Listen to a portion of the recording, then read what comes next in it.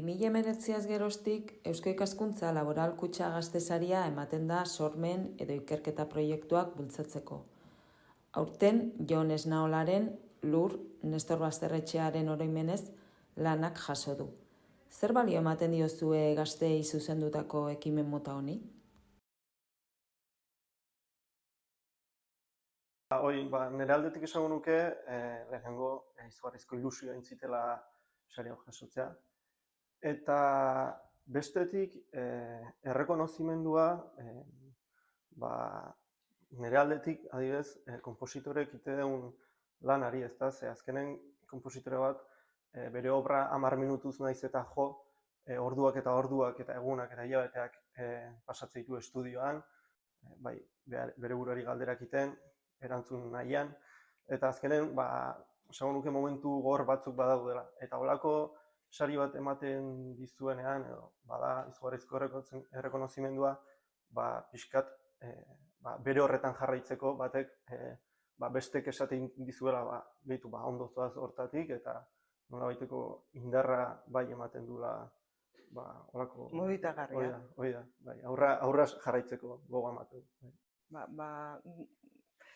Guk gauza bera esango nuke musikenen aldetik. Egunero hainbeste talentu ikusten dugu eta hainbeste gazte talentu hori ilusioz beteta, aleginez beteta, eta nire ustez horrelako sariak oso beharrezkoak direla esango nuke. Kompositorientzat, jolentzat edo zein arlotan, ez? Modu batean bai badela errekonozimendu bat, baina beste aldetik baitaren hainbeste proiektuen bultzada emateko eta gazteen talentu eta ahalegin guzti horiek babesteko, ez? Orduan, nire aldetik, bihotzetik eskerrak emango nuke Euskaskuntzari honelako ekimenagatik, ez? Oso beharrezkoak direlako. Eta ez bakarrik sarituei, baizik eta bultzatzeunak gazte guztirik, nolabait behien proiektuan sinistela dute, aurkezten dutela, ez da, behien proiektua dalako, eta nahiz eta ez saritua izan, seguro nago nola sinisten duten gauzatuko dutela, nolabait, seguro. Hori da, azken batean sari bat ez da helburua, baizik eta prozesua.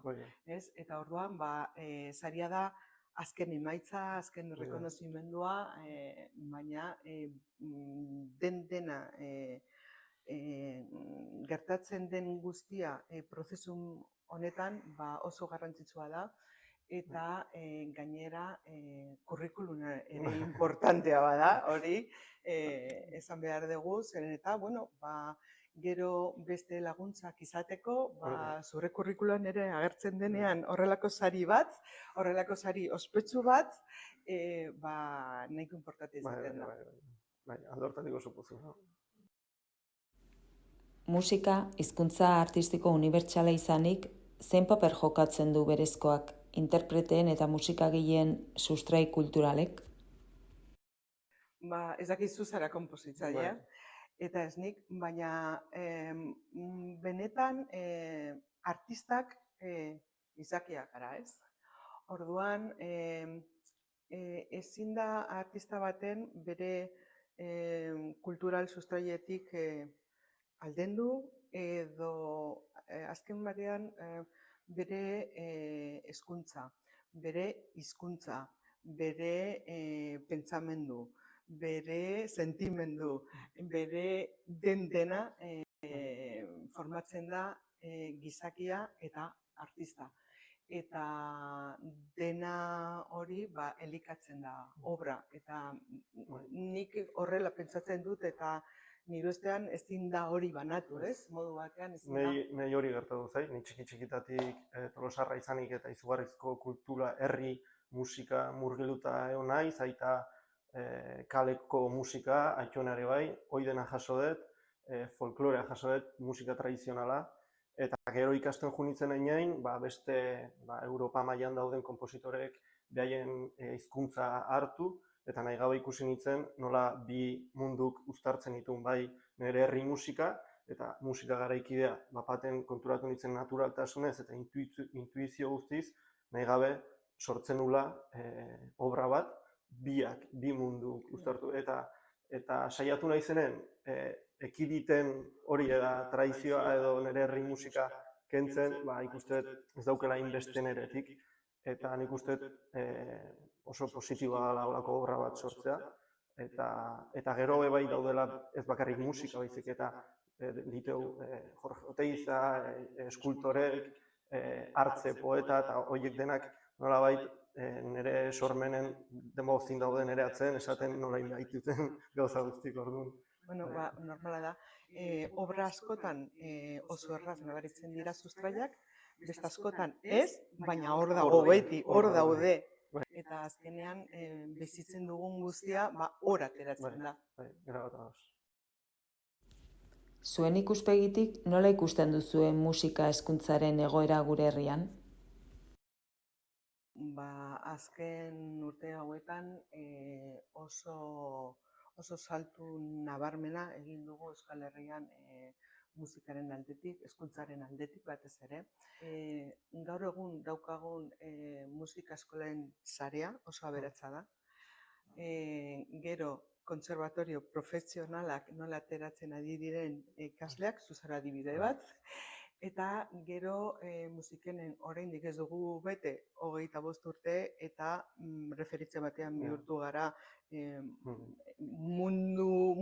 munduaren osoan, eta nik esango nuke ezin dugula gu bakarrik lan egin, isla batean egon bezala, baizik eta basean daukagun elementu guztiak nola batzen diren, eta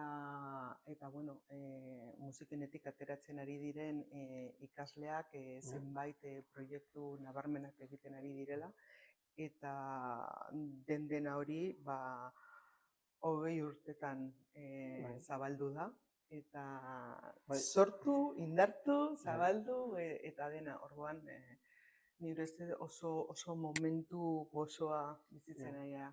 Nire hortatik bai ikustet herri musika, adibidez Tolosarra izanik eta lehen esan duten bezala, inauteriak nolabait umeek ikusten dutenean kaleetan dagoen kultura, behaien begin aurren jartzen zaien herri musika, ume guztik daude Tolosan adibidez txarangako instrumentuk jotzen. Berdina gertatzea, soinueneak indun inpaktua herri musikan eta musika folklorikoakin, ezta? Umea jartzen zaio azkenen, bere begi aurren da ona. Ez nuke esango berdina gertatzea, eta hor gu gaude pixkat indarra emateko musika garaikidean aldetik ez daula inbeste konpromezu, eta zeba gertatzea, umea jetzaio jartzen, umeak ez duelako ezagutzen, ez balin badu ezagutzen, ez du aukeratuko. Orduan, pixkat bai inbarko genukela, baude proiektuak adibidez soinua iratzarri edo horrelako proiektuak, nola musika garaikidea umen eskoletara eman, eta behaien aurrean jarri, ze interesgarrigoa da, ematen duena, baina interesgarrigoa da, eta umei gehiago gustatzen zaie, baina nolabaiteko muga bat jartzen da beti ezagutu behar dute aukeratzeko. Eta hor esango nuke bai behar dela pixka, jarraitu behar dela gurean. Guztiz adozu badakizu musikenen nola bultzatzen dugu musika garaikera, ez dela kontserbatorio guztietan horrela gertatzen.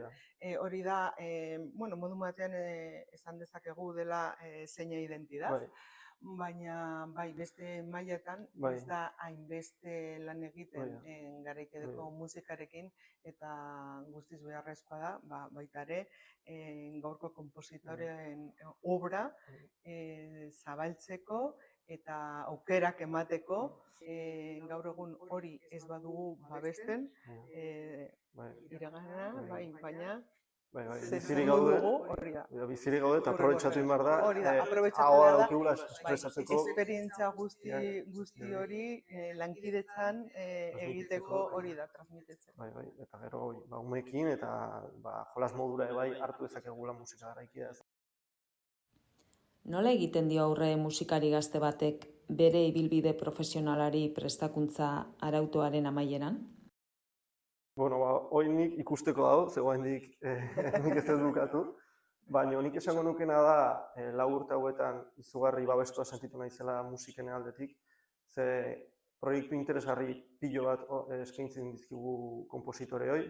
Batetik daukagu Txidalekun egiten ditugun konposaketak, bestetik Bilboko bandan aukera izanun obra bat estrenatzeko Euskalduna Jauregian, guain dela gutxi Gravitaciones, Unai Urretxo zuzenduta, eta nire irakaslekin, nire irakaslek behaien musika interpretatu zen eta gaina grabatu intzan, esango nuke oso gutxik esan dezaketela, eta obra hau adibidez Lur Bilboko orkestak grabatuko du.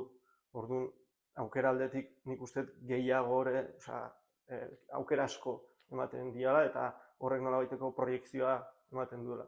Bai, bueno, behintza saiatzen gara, sare bat sortzea eta indartzea lortu dugula esango nuke. Baina ez bakarrik konpositorentzat, baita ikusten duzu musikenen baitare jazz musikarientzat, klasiko musikarientzat, zuzendaritzako ikasleentzat, pedagogiarena baita. Hori azkenean zer lortzen digu profesional aukera izatea, ikasle guztientzat, eta lehen esan dudan bezala, nire ustez gazteek esfortzu guztia merezi duzue. Orduan, hori da lehenengo pausoak profesionalak izateko, eta ezin da profesional tinko bat izatea esperientza horiek lortu gabe, izan gabe, lehen esan dugun bezala hezkuntza mailekin, ez? Azkenean hor zaudete, ja azken ikasketan, baina badakigu ez dela inoiz bukatzen bizitzazoa egongo garela ikasten eta ikasten, behintzat pausoie aukera horiek ez bakarrik mundu musikalean esan duzun bezala, baizik eta horrela kulturara arloan oso beharrezkoak dira, eta ni benetan oso harro nago hainbeste eta hainbeste loturak eta hitzarmenak izateaz, ez? Eta, ez da erreza. Askotan nik, konfesio txiki bat, kontzertu batean, adibidez, aipatu duzun kontzertuan, izaten Ramon Lazkano, Gabriel Erkoreka, unibertsal kompositorien dena batean ikasle obre batekin, Unai Urretxorekin, eta gero diska bat grabatzea eta hor Txida zenidea hor aurrean, benetan oso kontzertu ukigarria izan zen. Eta oso proiektu polita, ez? Orain prestatu duzun nahiko parekoa beste eskultore batekin. Eta horrelako kontzertuetan izaten, orkestrakarekin, edo banda, edo big bandekin, askotan bezatzen dut.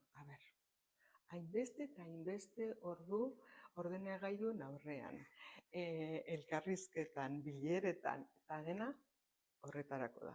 Horrelako musika entzuteko eta horrelako aukerak emateko ikaslei. Eta hori benetan bai dela motibagarria, pozgarria, hurrengo egunean berriro bulegoan hor egoteko ordu tardu, ez? Ni auketena esateko da, esan dezun guztiatkin, eskerrak eman, ze pixkanaka lehenengo mailatik etzenekinen oso ondo zertan nahi zen, pixkanaka aukerak ematen dizkizu eta ja iriste zela laugarren maila, adibidez ontara, momentu ontara. Eta gainera, jarraituko duzu masterrekin, musiken, oso ondo. Oindik urtek pasako dituten. Eta zu gainera, ikasle izaten lehenengo zariduna zara, baina orain dela, iaz, eta orain dela 4 urte, beste ikasle horiak ere jaso zuten sari hau, orduan zerbait ondo egiten ari gara. Bai, seguro.